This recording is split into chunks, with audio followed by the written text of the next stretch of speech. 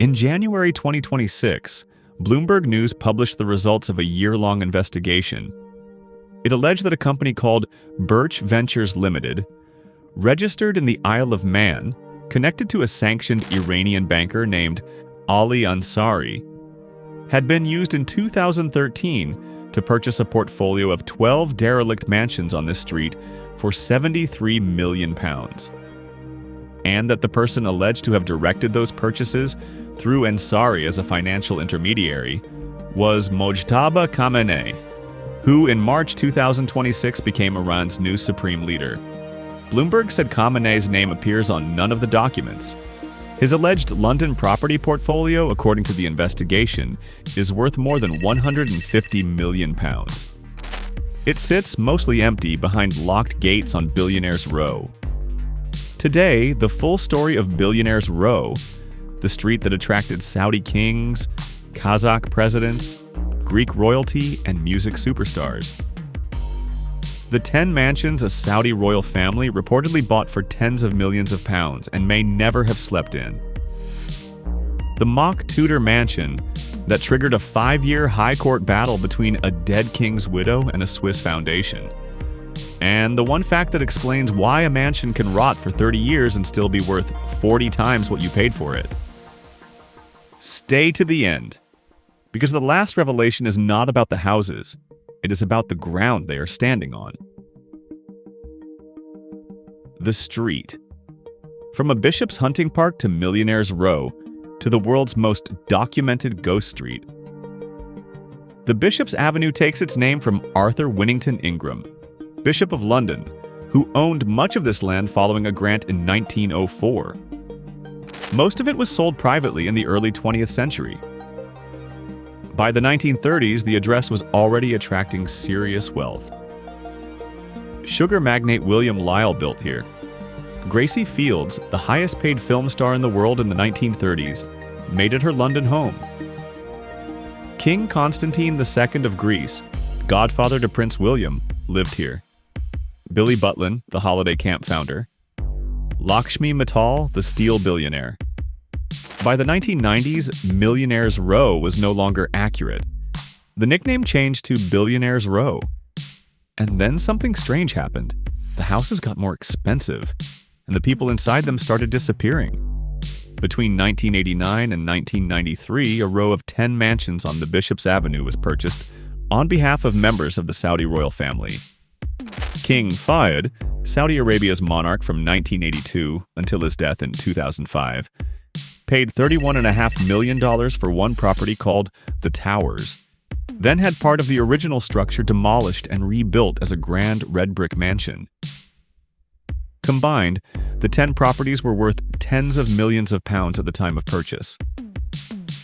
It is not clear that King Fahd or other prominent members of the Saudi royal family ever stayed in the lavish properties they purchased. Over the following decades, the mansions sat, uninhabited, behind tall hedges and closed gates on one of the most prestigious streets in Britain. Water entered the buildings, ceilings collapsed, vegetation took hold of the marble staircases, mosaic-lined swimming pools filled with debris and plant growth. Pigeons moved into rooms designed for royalty. Urban explorers who documented the interiors in the years that followed found ballrooms with collapsed floors. Grand entrance halls open to the elements. Swimming pool tiles that had been hand-laid by craftsmen, now buried under decades of fallen masonry and overgrown roots. And the land beneath all of it kept getting more expensive. One of King Fahd's mansions on the Bishop's Avenue, Kensted Hall, a mock Tudor property, did not simply sit empty. It became the subject of a 5-year legal dispute that ran through the British High Court. King Fahd's widow, Al-Jahara Al-Ibrahim, was sued by the Asturian Foundation, an organization established to manage the late monarch's overseas property assets, over her right to ownership of the mansion. The lawsuit ran for years. The property the dispute centered on, a house that had been standing, largely unoccupied, on Billionaires Row. A dead king, a widow, a Swiss foundation, a British High Court, and a mock Tudor mansion sitting empty in North London, generating legal fees while the garden grew wild outside. That is Billionaires Row in a single story. The 2014 discovery. The Guardian investigation. 16 empty mansions. 350 million pounds. At least 120 abandoned bedrooms. In 2014, journalists from The Guardian went behind the gates. What they found became one of the most read property investigations in British journalism. 16 unoccupied mansions on the most prestigious stretch of the Bishop's Avenue. Combined estimated value, 350 million pounds. At least 120 bedrooms sitting empty. Some had reportedly stood almost unused for more than 2 decades. Many were registered to companies in offshore jurisdictions. The British Virgin Islands, the Bahamas, Panama, Curaçao, the Channel Islands. The buildings were visible. The owners were not. The investigation caused a national conversation about empty homes, offshore ownership, and what it means for a country to have 350 million pounds of housing sitting behind locked gates in one of its most housing-pressured cities. And then, 10 years later, the story got considerably stranger. The Bloomberg investigation. Birch Ventures Limited, Ali Ansari, Mojtaba Khamenei. 150 million pounds of London property. Iran's supreme leader. In 2013, an Isle of Man company called Birch Ventures Limited, a subsidiary of a company called Smart Global Limited, purchased a portfolio of 12 derelict mansions on the Bishop's Avenue for 73 million pounds. The registered owner on the documents? Birch Ventures Limited. The service address? Dubai. The human being behind the company? Not required to appear in any public document at the time of purchase. In October 2025, the UK government imposed sanctions on Ali Ansari, a 57-year-old Iranian banker and construction magnate. The sanctions notice accused him of financially supporting the activities of the Islamic Revolutionary Guard Corps. His assets were frozen. He was barred from owning any UK company. A travel ban was imposed. Ansari denied the allegations through his legal representatives, calling them baseless, emphatically denied, and political in nature. He said he intends to challenge the sanctions. In January 2026, Bloomberg News published the results of a year-long investigation. It alleged that Ansari had acted as a financial intermediary for Mojtaba Khamenei, the son of Iran's supreme leader, Ayatollah Ali Khamenei, and that the Bishop's Avenue portfolio of 12 derelict mansions, along with additional London properties, formed part of a global asset network connected to Mojtaba worth hundreds of millions of pounds. Bloomberg reported that Khamenei refrains from putting assets in his own name, but had been directly involved in the deals, some of which stretch back at least as far as 2011. The investigation cited sources familiar with the matter and the assessment of a leading Western intelligence agency. Ansari denied any financial relationship or personal connection with Khamenei. In March 2026, Mojtaba Khamenei became Iran's supreme leader following the death of his father.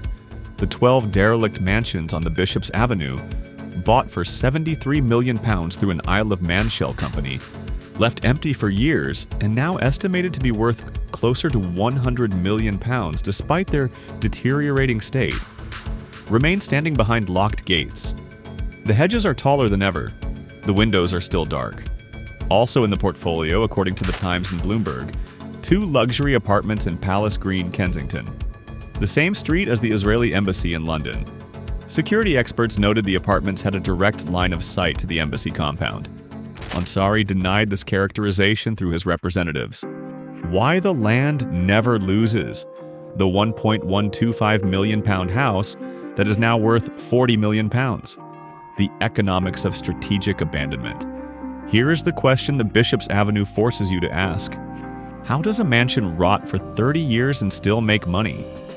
A property on the Bishop's Avenue that sold for $1 million. £125,000 in 1988 is now estimated by local residents and estate agents to be worth £40 million, while having stood largely unoccupied for decades. That is a 35-fold return on an asset that has been, by any conventional measure, neglected. The explanation is underneath the house. Prime London land beside Hampstead Heath, within a short drive of central London, on a 2 to 3 acre plot. That land has its own economics, entirely separate from whatever building sits on top of it. A buyer who demolishes the derelict mansion and builds a new one does not pay for the old structure. They pay for the plot, the location, the postcode, the specific coordinates on the map. The mansion is temporary. The land is permanent. That economics explains why 16 mansions worth £350 million can sit empty for decades, and the investment still survives. The building deteriorates. The address does not. The transformation, and what the Bishop's Avenue reveals about London itself. Billionaires Row is changing. Several derelict sites have been or are being demolished. Developers are replacing single mega mansions with multiple luxury apartments. 93 retirement flats in one development, dozens of luxury residences in another. The economics are shifting from one billionaire, one empty mansion, to many wealthy buyers, multiple occupied units, and a street that might, eventually, have people living in it again. Rightmove's 2026 Most Expensive Streets report placed the Bishop's Avenue third in Britain. Average asking price, £8,930,000. Despite the construction sites, despite the derelict mansions, despite 30 years of empty windows. The Bishop's Avenue is not really a story about abandoned houses. It is a story about what London property has become in the hands of the world's wealthiest. A financial instrument so powerful that even neglect cannot destroy it. Saudi royals who may never have slept in the mansions they bought. An Isle of Man shell company allegedly purchasing 12 derelict houses on behalf of a man who would become Iran's supreme leader. A high court battle over a mock Tudor home that ran for 5 years while the garden grew around it. The buildings decay. The offshore structures hold. The land appreciates, and the street's average price climbs toward £9 million. In one of the world's most housing-pressured cities, where ordinary families compete for one-bedroom flats they cannot afford, Billionaires Row has spent 30 years demonstrating the same proposition. In London, the right address does not require an occupant. It only requires an owner. Next on Blood and Sterling, we come back to the families who have owned London openly for centuries. No shell companies, no Isle of Man structures. No need for any of it. Because when the land was given to your ancestor by William the Conqueror, and the lease has never expired, you do not need to hide behind a company. You simply collect the ground rent from every building, on every street, on every square mile of London that was once yours, and still is. Blood and Sterling. Subscribe.